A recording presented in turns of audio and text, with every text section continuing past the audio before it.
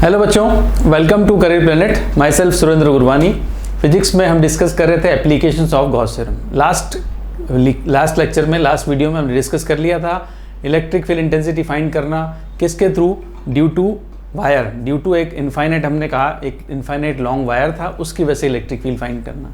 जो फॉर्मूला आया था 2k लैम्डा अपॉन और डिराइव भी किया था और इस फॉर्मूले को हमने डिस्कस भी किया था। तो आज हम एप्लीकेशन नंबर 2 पे चलते हैं, एक और नया डेरिवेशन। अब डेरिवेशन वैसे तो करना तो पड़ेगा, बच्चे कैसे डेरिवेशन थोड़ा टफ पड़ता है, हार्ड पड़ता है, नहीं करना तो पड़ेगा। ठीक है, मैंने आपको इजी करने के लिए बताया कि उसके स्टेप्स वाइज आप चलो, स्टेप्स याद कर सकते हो। 4 स्टेप में आपको प्रोसेस कंप्लीट करना है, उन 4 स्टेप में सारे डेरिवेशन कंप्लीट होंगे। ठीक है, तो वही स्टेप्स वापस से रिपीट करते हैं, स्टेप्स लगाते हुए इस डेरिवेशन को भी आगे कंटिन्यू करते हैं। ठीक है, तो वो एप्लीकेशंस ऑफ गॉस थ्योरम में आज का जो सेकेंड एप्लीकेशन है वायर के बाद, वो है electric field due to charged infinite plane sheet. यहाँ पर एक चार्ज शीट गिवन है, प्लेन शीट, जिसका हमें इलेक्ट्रिक फील्ड फाइंड करना है। अब हमने देखो consider infinite plane sheet of charge uniform surface charge density sigma. तो सबसे पहला स्टेप तो यही था, मैंने आपको कहा था सबसे पहले आप क्या करोगे, सबसे पहले आप करोगे उसकी जो चार्ज डेंसिटी है उसके बारे में हम बात करेंगे सबसे पहले। ठीक है, तो आपको पता है चार्ज डेंसिटी क्या है, सिग्मा है, सिग्मा सरफेस चार्ज डेंसिटी है। ठीक है, तो हमारे पास कैसी शीट है, हमारे पास शीट है इनफाइनाइट चार्ज्ड प्लेन शीट और हमें गिवन है सरफेस चार्ज डेंसिटी उसकी सिग्मा। तो सबसे पहला स्टेप यहाँ पे कंप्लीट होता है। लैम्डा, सिग्मा या रो, 3 तरह की डेंसिटीज होती है। तो सबसे पहले स्टेप में उसको डिस्कस कर लेते हैं। ठीक है, तो यहाँ पर हमने डिस्कस कर लिया क्या है इसमें, सरफेस चार्ज डेंसिटी, क्योंकि ये क्या है, शीट है। अब शीट क्या होती है, प्लेन चार्ज शीट क्या होती है, देख लो डायग्राम में, ये शीट है। इस शीट में ये आपको दिख रहा है शीट, ये शीट है, वैसे लॉन्ग शीट है, चार्ज दिख ही रहा है आपको, चार्ज शीट है। इसकी वजह से हमें क्या करना है, किसी पॉइंट पी पर, ये पॉइंट है पी, कितनी डिस्टेंस है, r डिस्टेंस, तो r डिस्टेंस पे कोई पॉइंट पी है, इस पर हमें इलेक्ट्रिक फील्ड फाइंड करना है। एक और डेरिवेशन स्टार्ट कर लेते हैं। ठीक है, तो सबसे पहला स्टेप में सिग्मा डेंसिटी के बारे में पढ़ लिया। सेकेंड स्टेप में let P the point at distance r from the sheet as shown in figure. तो पॉइंट P हमने कंसिडर करना होता है, तो हमने ले लिया, कितनी डिस्टेंस पर है, r डिस्टेंस पर है पॉइंट P, जहां हमें इलेक्ट्रिक फील्ड निकालना है। ठीक है, तो हम चलो स्टार्ट कर लेते हैं। अब सिग्मा हो गया फर्स्ट स्टेप। सेकेंड स्टेप में अब आपको पता है सेकेंड स्टेप में डायरेक्शन की बात करनी होती है। अगर आपकी ये शीट है, इस तरह की कोई शीट है जो चार्ज है, तो ये चार्ज शीट अगर है तो ये अपने आसपास, जैसे यहाँ कोई पॉइंट है या यहाँ कोई पॉइंट है, ये अपने आसपास कैसा इलेक्ट्रिक फील्ड बनाएगी, किस डायरेक्शन में बनाएगी। तो सेकंड स्टेप में डायरेक्शन के बारे में सोचना होता है। ठीक है, तो आप डायरेक्शन, जैसे वायर के लिए हमने डायरेक्शन निकाल लिया था, वैसे इसमें आप देखो डायरेक्शन, ये कोई पॉइंट P है सपोज, तो इस पॉइंट P पर डायरेक्शन क्या होगी, इलेक्ट्रिक फील्ड की ऐसे आएगी। ये कोई पॉइंट है मान लो, तो इस पर इलेक्ट्रिक फील्ड की डायरेक्शन कैसे आएगी, ऐसे आएगी। ठीक है, शीट को मैं ऐसे ही बना सकता हूँ, देखो शीट है अगर, तो शीट को मैं ऐसे बना रहा हूँ, तो ये शीट। ठीक है, अगर इसको मैं साइड से देखूँ तो मुझे ऐसे दिखेगी ये शीट, जिस पे शीट है और जिस पे चार्ज, ये चार्ज शीट है, चार्ज गिवन है। ठीक है, तो क्या होगा, पॉइंट इस साइड होगा तो इलेक्ट्रिक फील्ड ऐसे बनाएगा, पॉइंट इस साइड होगा तो इलेक्ट्रिक फील्ड ऐसे बनेगा। तो ये हमने क्या डिस्कस कर ली, डायरेक्शन। ठीक है भाई, तो डायरेक्शन डिस्कस हो गई। पहला पॉइंट में डेंसिटी पता लग गई पहले स्टेप में। सेकेंड स्टेप में डायरेक्शन की, हमें डायरेक्शन की पता लग गया, डायरेक्शन किस डायरेक्शन में है इलेक्ट्रिक फील्ड, ये पता लग गया। अब स्टेप थर्ड बताओ क्या होता है स्टेप थर्ड। स्टेप थर्ड में, बिकॉज हम पढ़ रहे हैं एप्लीकेशंस ऑफ गॉस थ्योरम, तो थर्ड स्टेप में आपको चाहिए गॉसियन एनक्लोज्ड सरफेस, वो तो चाहिए ही चाहिए। एनक्लोज सरफेस नहीं होगी तो हम क्या करेंगे, एनक्लोज सरफेस नहीं होगी तो हम गॉस थ्योरम कैसे लगाएंगे। तो गॉस थ्योरम लगाने के लिए क्या चाहिए, एनक्लोज सरफेस। तो एनक्लोज सरफेस जो है गॉस थ्योरम की, वो अब बताओ, ये शीट है, ठीक है, वैसे तो ये लॉन्ग शीट है, तो हमें चाहिए इस पॉइंट पे इलेक्ट्रिक फील्ड, राइट। तो इस पॉइंट पे इलेक्ट्रिक फील्ड चाहिए तो हमें क्या चाहिए, एनक्लोज सरफेस। तो एनक्लोज सरफेस हमें यहाँ पे दिख रही है, ये है हमारी एनक्लोज सरफेस। किस शेप की है, सिलेंडर। वे सिलेंडर ही लिया था जब वायर था हमारे पास फर्स्ट डेरिवेशन में, तो भी इसको कवर करने के लिए हमने क्या लिया था, सिलेंडर। यहाँ पे भी क्या लेंगे, सिलेंडर। ठीक है, तो ये सिलेंडर है।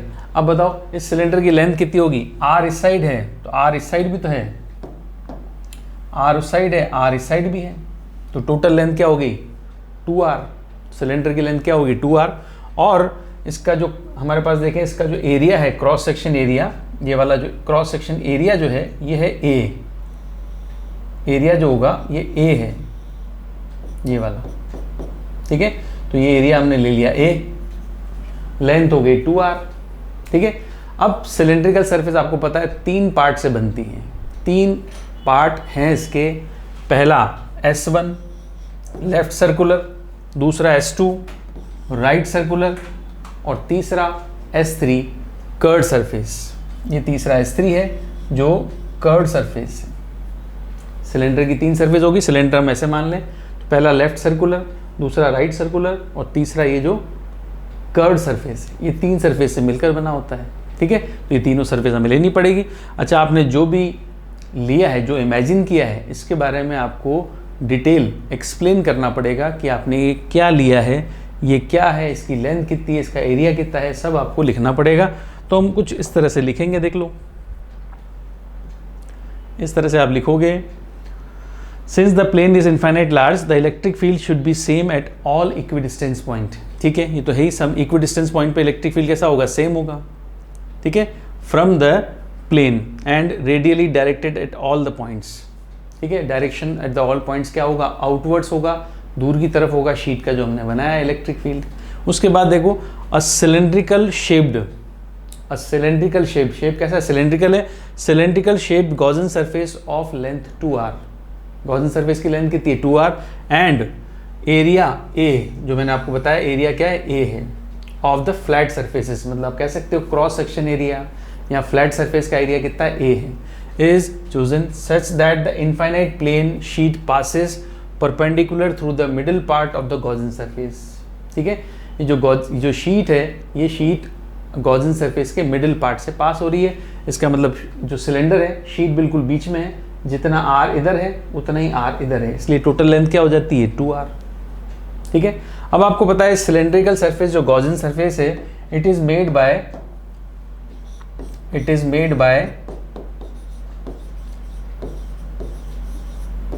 3 सरफेसेस, हम 3 सरफेसेस कहेंगे। अब आपको पता है 3 सरफेसेस कौन सी हैं। First number left circular surface है, ठीक है। लेफ्ट सर्कुलर को क्या लिखेंगे, S1। फिर सेकंड नंबर पे क्या आ जाएगी, राइट सर्कुलर, तो सेकंड नंबर पे आ गई राइट सर्कुलर, तो वो हो गई S2। और थर्ड नंबर पे आ गई कर्व सरफेस, तो थर्ड नंबर पे क्या है, कर्व सरफेस है, ये क्या आ गई S3। ये 3 ही तो सरफेस है, पहली लेफ्ट सर्कुलर, दूसरी राइट सर्कुलर और तीसरी कर्व सरफेस, ठीक। S1 S2 S3 डायग्राम बताया। अब ये थी हमारी सेकेंड स्टेप। फर्स्ट स्टेप में हमें डेंसिटी और इलेक्ट्रिक फील्ड के बारे में बताना था। सेकेंड स्टेप कह लो, सेकेंड स्टेप में क्या था, गॉसियन सरफेस इमेजिन करनी है, गॉसियन सरफेस इमेजिन कर ली। स्टेप का नंबर ऊपर नीचे आप देख लेना अपने हिसाब से, मैंने जो स्टेप बाइज किया आपको बताया, मैंने आपको लास्ट लेक्चर में स्टेप्स भी लिखाई थी, ठीक है। तो उसमें पहले स्टेप में डेंसिटी और इलेक्ट्रिक फील्ड के बारे में सोचना था। सेकेंड स्टेप में गॉसियन सरफेस इमेजिन करनी थी, जो हमने कर ली, लेंथ 2r, एरिया ए। फिर उसके बारे में डिटेल लिख दी, इसके 3 पार्ट्स हैं, 3 सरफेसेस हैं, राइट। फिर उसके अगले स्टेप में आपको सपोज करना था स्मॉल एलिमेंट्री एरिया, ये था स्टेप नंबर। जो नेक्स्ट थर्ड स्टेप है वो है suppose small elementary area, suppose small elementary area DA, right. तो वो देखो आप, suppose small elementary area DA, तो वो हम सपोज कर लेते हैं। सपोज स्मॉल एलिमेंट्री एरिया, तो लिखना तो पड़ेगा, सपोज करोगे तो लिखोगे भी सही, small elementary areas, suppose small elementary areas on surfaces S1 S2 and S3, ठीक है। S1 S2 S3 3 सरफेसेस हैं, उन तीनों सरफेस पर हमें स्मॉल एलिमेंट्री एरिया DA आपको सपोज करना है, तो ये तो करना ही पड़ेगा। अब सपोज करना है तो डायग्राम में दिखाना भी है, तो चलते हैं डायग्राम पर। ये रहा डायग्राम। पहला सरफेस कौन सा है, S1। इसमें स्मॉल एलिमेंट्री एरिया देख लो, ये वाला है स्मॉल एलिमेंट्री एरिया, ये वाला है, ठीक है। ये स्मॉल एलिमेंट्री एरिया है और इसकी डायरेक्शन ये रही, क्लियर है। ये किस पे, S1 पे। अब आ जाओ S2 पर, तो S2 पे आ जाओगे तो इसका स्मॉल एलिमेंट्री एरिया ये रहा, और इसकी डायरेक्शन ये रही। Clear? Small elementary area DA और डायरेक्शन इसकी ये रही। थर्ड सरफेस कौन सी है? Curve surface. तो ये कर्व सरफेस हो गई, इसका भी स्मॉल एलिमेंट्री आपको दिख रहा है, डायरेक्शन ये रही। तो 3 सरफेस हैं, तीनों पर स्मॉल एलिमेंट्री एरिया आपको सपोज करना है, क्योंकि गॉस थ्योरम भी तो लगानी है। गॉस थ्योरम लगाओगे तो क्या लिखोगे? E dot DA। तो DA तो होना चाहिए सब में, तो वो DA हमने सब पे ले लिया। ठीक है, अब DA के बाद आपको पता है DA और इलेक्ट्रिक फील्ड की डायरेक्शन बहुत इंपॉर्टेंट है, क्योंकि E डॉट DA लिखते हैं तो E DA cos थीटा। जब E डॉट DA लिखोगे, खोलेंगे तो क्या आएगा? E DA cos theta. तो थीटा क्या होता है? E और A के बीच में एंगल। तो E और A के बीच में एंगल, E और DA के बीच में एंगल क्या लो, तो ये तो पता होना चाहिए। बताओ फर्स्ट सरफेस के लिए S1 के लिए इलेक्ट्रिक फील्ड की डायरेक्शन तो मैंने आपको पहले बताई, ये शीट है, इलेक्ट्रिक फील्ड ऐसे बनेगा उस साइड और ऐसे बनेगा इस साइड। ठीक है, तो यहाँ बनाओ चाहे यहाँ बनाओ, इलेक्ट्रिक फील्ड बनाया। अब यहाँ बताओ इलेक्ट्रिक फील्ड और S1 के लिए इलेक्ट्रिक फील्ड और एरिया में कितना एंगल है? 0 डिग्री। क्लियर? S2 के लिए बात करें, S2 का जो स्मॉल एलिमेंट्री एरिया है वो उधर है, इलेक्ट्रिक फील्ड भी उधर है, एंगल बोलो, एंगल कितना है? वो भी 0 डिग्री। थर्ड सरफेस कौन सी है? कर्व सरफेस, ये रही, दिख रही डायग्राम में, ये कर्व सरफेस है, इसका एरिया ऊपर की तरफ, और इलेक्ट्रिक फील्ड तो वही रहेगा। इलेक्ट्रिक फील्ड तो हमने लिखा कि शीट की वजह से यूनिफॉर्म इलेक्ट्रिक फील्ड है, सब जगह इलेक्ट्रिक फील्ड की डायरेक्शन सेम है। अब बताओ कितना एंगल हुआ? दिख रहा है? बोलो कितना एंगल हुआ E और DA में? 90 डिग्री। तो थर्ड एंगल क्या है यहाँ पर? 90 डिग्री है। ठीक हो गया, तीनों एंगल आ गए 0 0 और थर्ड एंगल क्या हो गया? 90। अब हमने क्यों किया है, इसको यूज करते हैं। अब ये स्मॉल एलिमेंट्री है सपोज किया, अब बचती है हमारी लास्ट स्टेप। लास्ट स्टेप क्या है? सेकेंड स्टेप में आपने गॉसियन सरफेस इमेजिन की, थर्ड स्टेप में स्मॉल एलिमेंट्री एरिया इमेजिन कर लिया, उसकी डायरेक्शन बना ली। अब लास्ट स्टेप में अप्लाइंग गॉस थ्योरम, यही तो है लास्ट स्टेप, और यहीं से तो हमारा फिर इलेक्ट्रिक फील्ड आ जाता है, अप्लाइंग गॉस थ्योरम। ठीक है भाई, लास्ट स्टेप लगाएंगे तो स्टेप वाइज अगर याद कर लोगे तो मेरे हिसाब से तो कोई दिक्कत आनी नहीं है। इलेक्ट्रिक फील्ड की डायरेक्शन आपको पता होगी, गॉसियन सरफेस का शेप याद कर लो पहले से ही, कोई नया दिमाग नहीं लगाना है कि वहाँ पे शेप कौन सा लेंगे। सिलेंडर ही ले रहे हैं, वायर में सिलेंडर लिया था, शीट में भी सिलेंडर ले लो। ठीक है, आपको सिलेक्टेड सरफेस नहीं दी, आप कोई भी सिलेक्ट कर लो, नहीं इतना दिमाग लगाना नहीं है। दोनों में कैसा क्या लेना है? सरफेस, हमें सिलेंडर लेना है। ठीक है, उसके बाद हमें गॉस थ्योरम लगानी है। तो गॉस थ्योरम अप्लाई करते हैं, उसका फॉर्मेट आपको पता है, E डॉट DA, ठीक है, equals to sigma QN upon epsilon naught, ये लगाना है। मगर ये इंटीग्रेशन हम डिवाइड कर लेते हैं 3 पार्ट्स में। क्यों? क्योंकि हमने 3 सरफेस ली है, सिलेंडर की 3 सरफेस होती हैं, तो तीनों के लिए ये इंटीग्रेशन डिवाइड हो जाएगा। फर्स्ट सरफेस S1, यहाँ लिखेंगे E DA, और आपको पता है S1 सरफेस के लिए एंगल कितना था? 0 डिग्री था। ठीक है, चलो फिर आगे चलते हैं। प्लस अगली सरफेस S2, S2 के लिए आपको पता है E DA एंगल कितना था? 0 डिग्री था। मगर थर्ड सरफेस जो कर्व थी उसका स्मॉल एलिमेंट्री एरिया और इलेक्ट्रिक फील्ड में एंगल 90 डिग्री था। बोलो डायग्राम बताया था? अभी डायग्राम बताया था, डायग्राम में दिखाया था, बताया तो क्या था? दिखाया था। ठीक है, तो दिखा था एंगल, थर्ड के लिए एंगल क्या था? 90। फर्स्ट के लिए एंगल 0, सेकंड के लिए एंगल 0 और थर्ड के लिए एंगल 90, तो वो पुट कर दिया। और राइट साइड में हमें क्या लिखना है?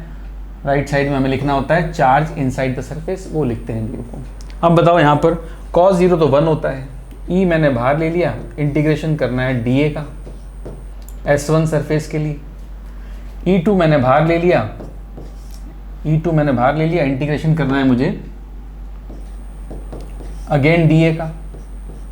कौन सी सरफेस के लिए? S2 के लिए। ठीक है, S2 के लिए। अब थर्ड पार्ट ये जो है ये तो 0 आ जाता है, और इक्वल टू के बाद तो जो चल रहा है वो राइट हैंड साइड तो सेम रहेगी। ठीक है, तो यहाँ तक पहुँच गए। अब इस पेज पे राइट हैंड साइड भी लिख लेते हैं। देखो यहाँ पर क्या चाहिए होता है? Sigma QN। QN मतलब मैंने आपको पहले ही बताया, वो चार्ज लिखना है जो गॉसियन सरफेस के अंदर हो। तो आप बता सकते हो गॉसियन सरफेस के अंदर कितना चार्ज आएगा? हमने ये तो लिया था कि शीट की सरफेस चार्ज डेंसिटी क्या है? वो तो सिग्मा है।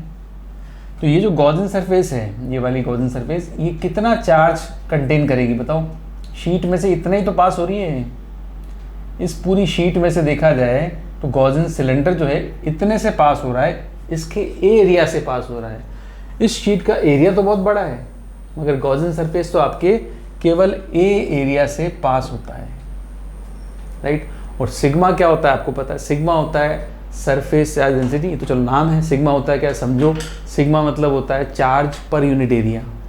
एक एरिया पर चार्ज सिग्मा, 2 एरिया पर चार्ज मतलब 2 मीटर स्क्वायर एरिया पर चार्ज 2 सिग्मा, 5 मीटर स्क्वायर होगा तो 5 सिग्मा, ए मीटर स्क्वायर होगा तो ए सिग्मा। ठीक है, तो सिग्मा आपको पता है बिकॉज सिग्मा इक्वल्स टू क्या होता है? Q upon A. तो क्यू इक्वल्स टू क्या हुआ? Sigma into A. यही तो रखना है। तो Q equals to sigma into A हुआ तो ये हम यहाँ रख देंगे, यहाँ रखना है क्यू इन। चलो अब क्यू इन देखो, सिग्मा इक्वल्स टू क्या होता है? हम लिखेंगे यहाँ पर क्यू बाई ए।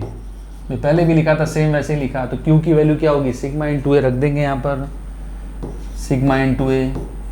ये क्यू की जगह लिख दिया मैंने, अपॉन एप्सिलॉन नॉट। इधर भी आ जाओ, यहाँ पर भी सेम है, इक्वल टू जो लगाया है sigma A upon epsilon naught. ठीक है, अब इसको नेक्स्ट पेज पे ले चलते हैं। स्पेस थोड़ा कम पड़ रहा है, अगले पेज पे आ जाओ। तो यहाँ पर डी का इंटीग्रेशन, यहाँ पे भी डी का इंटीग्रेशन, ई तो है ही सी, और राइट हैंड साइड में क्या लिखा हुआ? Sigma upon epsilon not. तो अगले पेज पे आ जाते हैं। अब देखो ध्यान से, ई कॉमन था और डी का इंटीग्रेशन करना था S1 के लिए।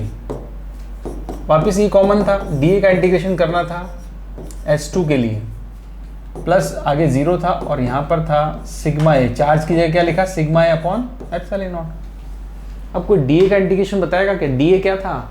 स्मॉल एरिया ऑन सरफेस, कौन सा? S1 और S2 की बात हो रही थी।